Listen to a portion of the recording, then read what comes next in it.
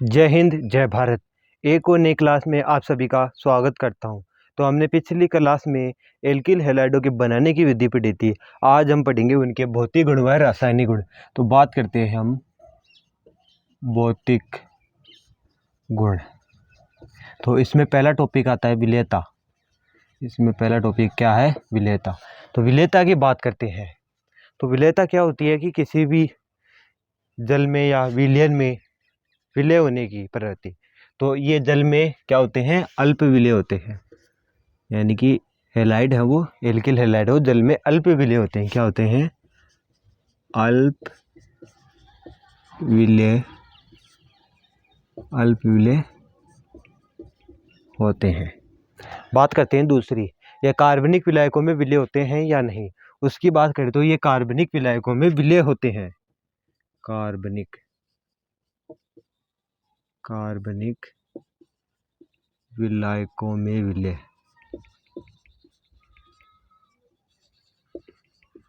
अब कार्बनिक विलायक की बात करते हैं। इसमें कोई भी हो सकता है, जैसे CH, और एक हो गया बेंजीन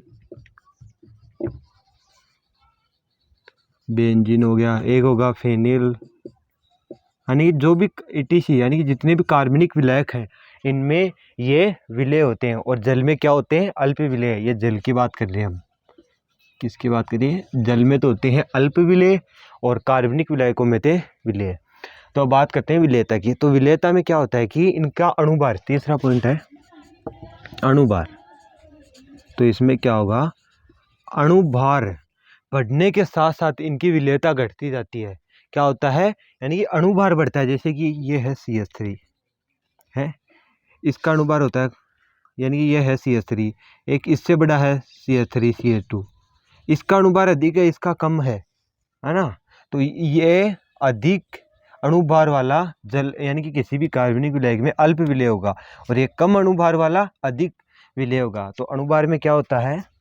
जैसे कि अणुभार की बात कर रहे हैं हम। अणुभार में कहता है कि अणुभार बढ़ेगा ना, अणुभार बढ़ेगा, विलेयता क्या होगी? घटेगी। अणुभार बढ़ेगा, विलेयता घटेगी। तो जैसे कि एग्जांपल देखते हैं इसका।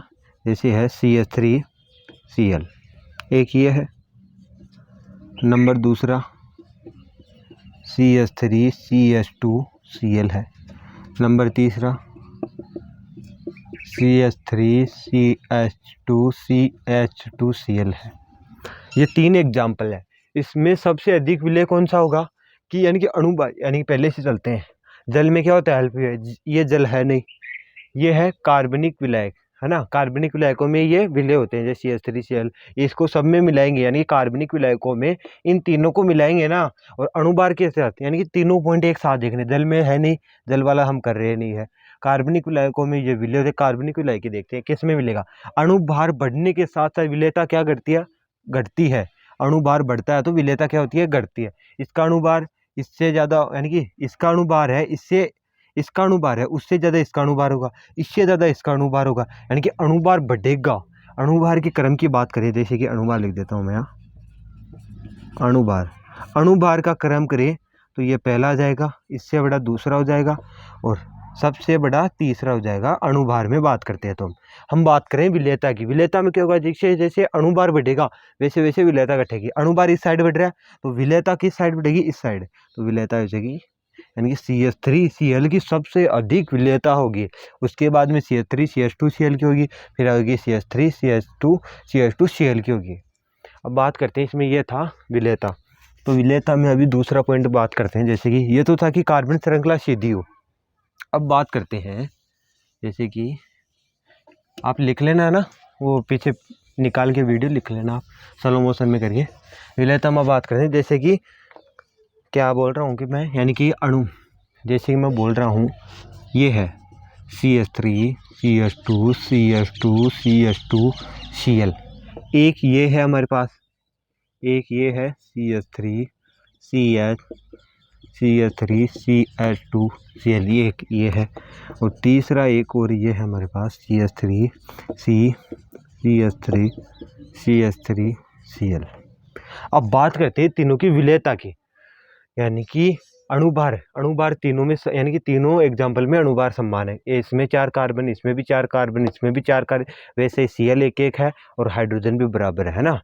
तो यानी कि तीनों का यानी कि इन तीनों में अणुभार तो क्या है, समान है, लेकिन विलेयता कैसी होगी, यानी कि विलेयता में क्या होता है कि जैसे जैसे शाखाएं बढ़ती है, शाखाएं बोलती है ये सीधी श्रृंखला है, इसमें ये शाखा होगी, ये शाखा होगी, ये सीधी श्रृंखला, इसमें ये शाखा होगी, ये सीधी श्रृंखला है, यानी कि जैसे जैसे शाखाएं बढ़ेंगी वैसे वैसे विलेयता भी बढ़ती जाएगी। तो बात करते हैं, ये कार्बन की सीधी श्रृंखला है, इसमें कोई विलय नहीं होगा, यानी कि इसमें शाखा एक भी नहीं है। इसमें कितनी शाखा है, शाखा इसमें एक है, इसमें कितनी शाखा है, 2 शाखा, यानी कि जितनी शाखाएं बढ़ेंगी वैसे वैसे विलेयता भी बढ़ती जाएगी। समझ में आया। तो इसमें सबसे अधिक विलेय कौन सा होगा, 3 नंबर वाला। इसकी विलेयता का क्रम क्या होगा, विलेयता का क्रम, इन तीनों एग्जाम्पल में विलेयता का क्रम क्या होगा, जैसे कि 1 नंबर से बड़ा है 2 नंबर, 2 नंबर से बड़ा है 3 नंबर, क्योंकि यह सीधी श्रृंखला है, इसमें एक शाखा है, इसमें 2 शाखाएं हैं, वैसे वैसे यानी कि जैसे जैसे शाखाएं बढ़ेगी वैसे वैसे विलेयता भी बढ़ती जाएगी। अब बात कर रहे हैं हम भौतिक गुणों में दूसरे पॉइंट की। समझ में आया ना, समझ में नहीं आया तो वहां पर कमेंट कर देना और अपने भाई बंधुओं तक पहुंचाओ हमारी क्लास, क्योंकि हमारे चैनल पर 10वीं की क्लास आने लग गई है मैथ की, संदीप जी सर की।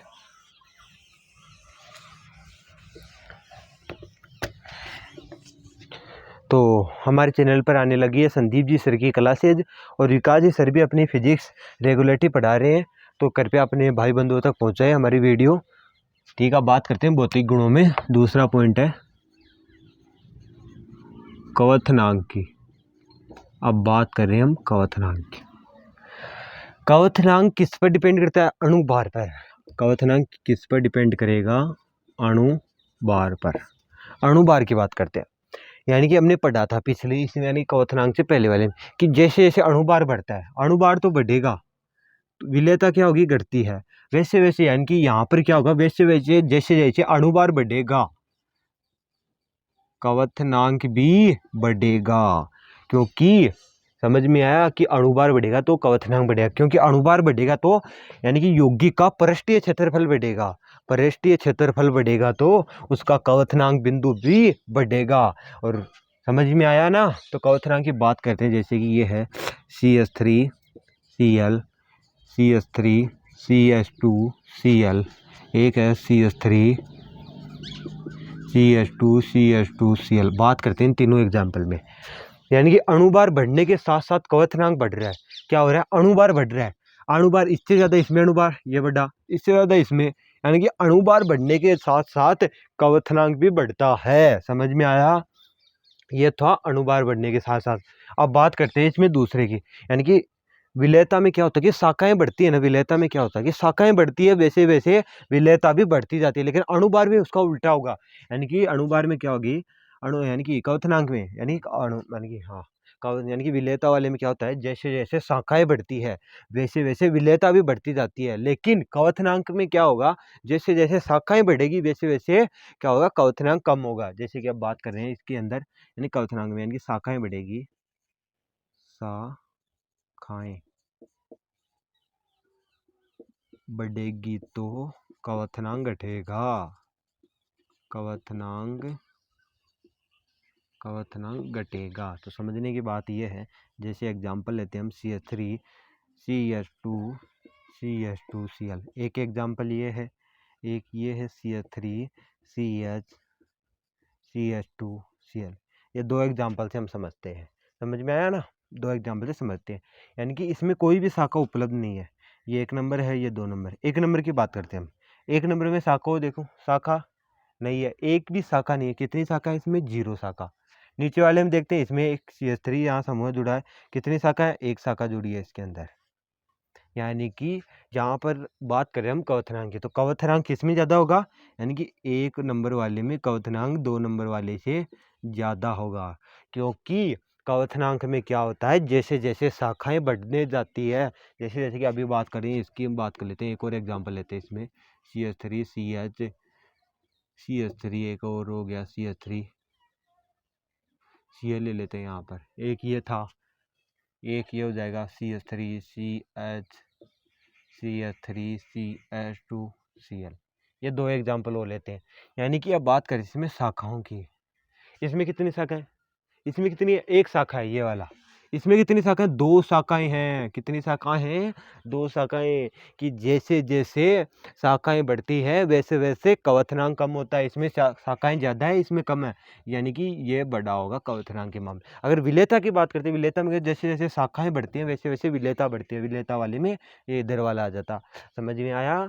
तो नोट डाउन करो अपनी नोटबुक में, जल्द से जल्द लिखो इनको।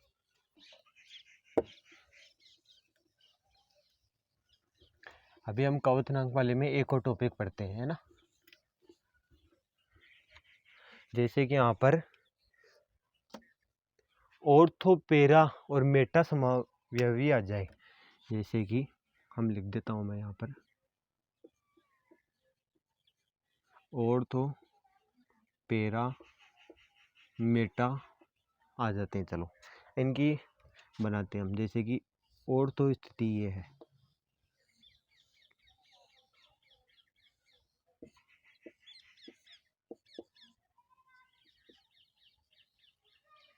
ये ऑर्थो स्थिति है। कौन सी स्थिति है, ऑर्थो।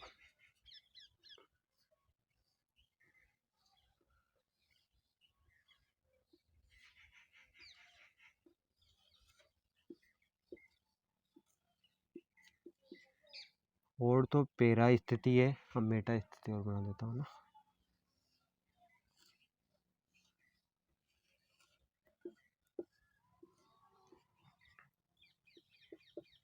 ये तीन स्थिति, ऑर्थो स्थिति, पैरा स्थिति और मेटा स्थिति है। अब इनकी बात करते हैं हम कवथनांक की। कवथनांक यानी कि हम वैसे बात करते हैं तीनों, यानी कि तीनों स्थितियों में अनुभार तो बराबर है इसका, यानी कि तीनों में अनुभार तो बराबर है। लेकिन हम बात करते हैं कवथनांक, इसमें कैसे निकालेंगे। जैसे कि ये पैरा स्थिति है, ऑर्थो स्थिति है, मेटा स्थिति है। पैरा स्थिति पर, यानी कि पैरा स्थिति पर क्या होगा, प्रतिकर्षण यानी कि समावेशी होता है ना पैरा, इसमें प्रतिकर्षण सबसे कम होने के कारण यह क्रिस्टल जालक में सुव्यवस्थित रहता है। यानी कि ये इस पैरा स्थिति है, पैरा स्थिति में सबसे कम प्रतिकर्षण होने के कारण ये क्रिस्टल जालक में सुव्यवस्थित रहता है। और इससे ज़्यादा, यानी कि ये सबसे कम है, यानी कि ये तीसरा है। यानी कि इसका नाम दे देता हूँ यहाँ पर, 1 नंबर, 2 नंबर, 3 नंबर, है ना। यानी कि पैरा स्थिति वाला है, ये पैरा स्थिति वाला है। यहाँ पर सीएल जुड़ा है। ये ऑर्थो स्थिति, पैरा स्थिति, मेटा स्थिति। ऑर्थो वाला ये रहा, पैरा, मेटा।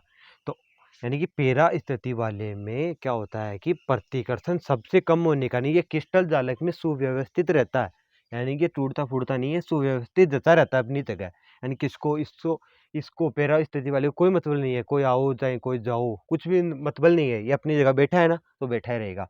यानी कि इसका कवथनांक सबसे कम होगा। उसके बाद में बात करते हैं पैरा स्थिति वाले के बाद में आता है ऑर्थ वाला। जो कभी कभी कोई आता है उस पर ध्यान देता है, नहीं ऐसे सब समझता है कि हम भी ऐसे हैं पैरा वाले की तरह। समझ में आया? तो सबसे कम होगा इसका पैरा स्थिति वाला, उसके बाद में होगा ऑर्थ स्थिति वाले का, उसके बाद में होगा मेटा स्थिति। मेटा स्थिति वाला कोई कैसे आएगा हमारे यहाँ, कैसे जाएगा, वो बात करता है मेटा स्थिति वाला, है ना। तो यानी कि पैरा स्थिति वाले में प्रतिकर्षण सबसे कम होने का ये कहता कोई आ रहा है जा रहा है, अपन को क्या मतलब, आने दो।